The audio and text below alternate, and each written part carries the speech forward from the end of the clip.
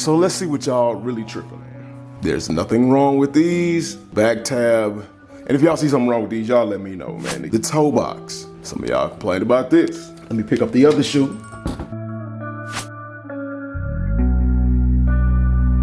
I got a size 7 wide. That's the right shoe.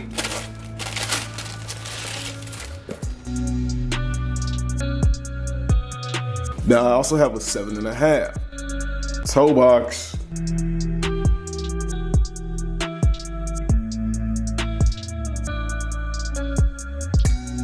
And then just to show, if you watched my last video, you saw in my last video, the toe box, I have put these on. Pull out the other one. That's that pinch that I was talking about right there. And actually it's not even a pinch, it's more of a wrinkle of the material. Just looking at these, honestly, what are we really complaining about? Thank you for kicking it with me. If you don't know by now, I'm HG. Please feel free to join the family by hitting that subscribe button. On the road to 1K. And if I remember correctly, we're less than 90 something away from hitting that 1K. So I'm extremely excited. If you enjoyed today's content, please feel free to give me a thumbs up. I greatly appreciate each and every one of you. And like always, the only thing I request of the family is to leave a comment down below. Now that the pleasantries are all out of the way, let's get into today's review of the Air Jordan 4 Military Blue, aka Industrial Blue as Nike is calling it.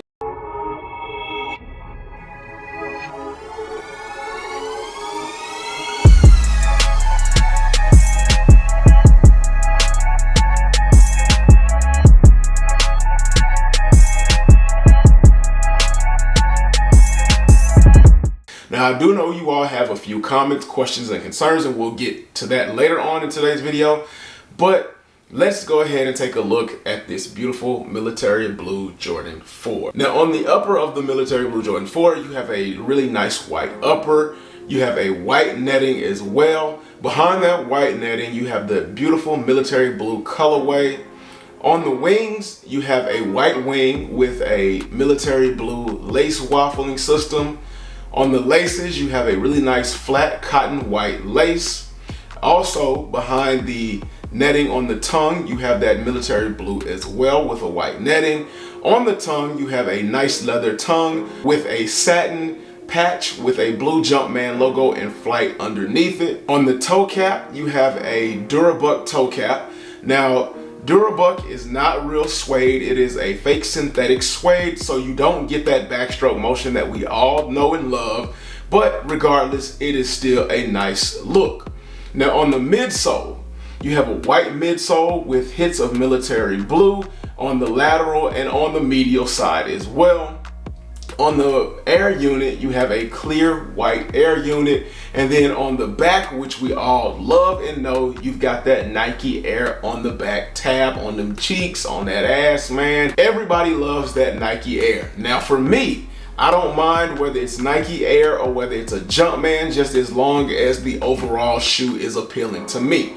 You all let me know in the comments, which one do you prefer? The Nike Air on the back or the Jumpman logo? Or are you like me? It doesn't really matter as long as you find the shoe visually appealing. Hey, put that in the comments. Now on the bottom of the Air Jordan 4, you've got a standard Air Jordan 4 outsole with in the arch area that Military Blue as well as Nike and all of that branding right there. On the heel as well as the toe, you get that gray colorway, and then around the rest of that you get white. So I mean, it's basically your standard Jordan 4 outsole, nothing special there. But it still has a lot of pop, even though it's kind of basic in my opinion.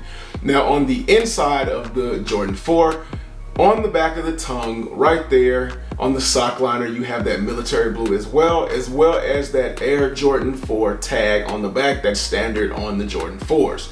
You have a really nice padded ankle collar with a white sock liner. I know a lot of you all have reservations about the white sock liner. All I gotta say is just wash your ankles and you won't have problems getting that sock liner dirty. Now on the insole, you have a standard cheap insole with that Military Blue colorway and Nike Air printed on the insole. Now that's a vinyl sticker and it's gonna come off. Now in the beginning of the video, I showed you all that little pinch right there. And that has to do with the type of leather, and not necessarily saying that the leather is bad. Leather is leather. Whether it wrinkles fast or it's stiff, that doesn't determine how good the leather is. The only way you'll know how good the actual leather is if you separate it and look at the backside or the cut of the leather, and that'll tell you. Some of these myths that we have, we just have to let it go, and that's one of those issues being QC. Now, QC, because this is a mass release shoe, and that's another issue that people had, how many pairs were released? 1.2, 1.7, because this is a mass release shoe, quality control is not always going to be 100%. Now, let's not act like Nike or Jordan Brand is known for top quality control. Now, speaking of how many pairs were released, okay, so like I said, between 1.2 to 1.7, and a lot of you all are saying, well, that can't be true because I took an L. I understand you took an L, and in the last video I posted, I said you'll be able to go into the store. Well, guess what? I did not lie. So here's what the issue was. A lot of stores were getting their pairs late. So a lot of stores didn't have a full stock. And now pairs are starting to roll in. So you should be able to go to your local Foot Locker, Champs, whatever, what have you. And we know it's a lot of pairs when Champs get pairs, because Champs doesn't get anything. And I'm surprised Champs is still around. But you should be able to go into your local store. Go in there, ask for a pair, try on a pair to see what works for you, what fits best. And not only that, you should be able to thumb through a couple of pairs and try to find that perfect pair and try to get past those QC issues as much as you possibly can. So I didn't lie, it just took a minute. And if you noticed, the Nike app also did a quote-unquote restock. So, I mean, be on the lookout for further restocks in the future. Now, another one of those issues was the color. This is white. Now, whether it's an off-white or white or an eggshell white, I don't know. But a lot of people were saying that it looked kind of gray when you pulled it out of the box. And I'm here to tell you, no, you're not tripping. There is an undertone of gray, whether it's to make the white pop or what. You can see it more prevalent on the GS pairs for sure.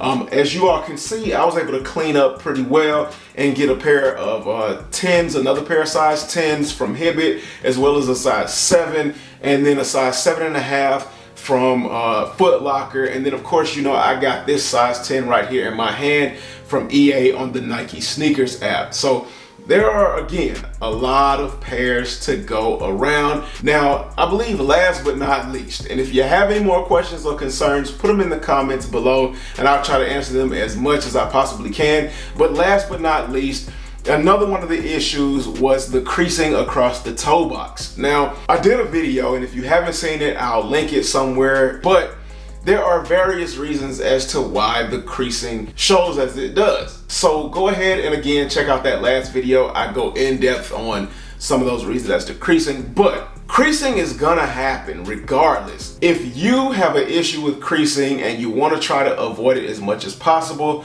I have something for you right here from a company called Crease Guards with their patent crease protectors. And I'm so glad to finally be able to talk about this. And it comes at a perfect time with creasing issues with this. I am affiliated with this company. I have officially joined their team, and with my promo code homegrown, if you head over to their website, you'll be able to save 25% off site-wide, and that's a really good discount.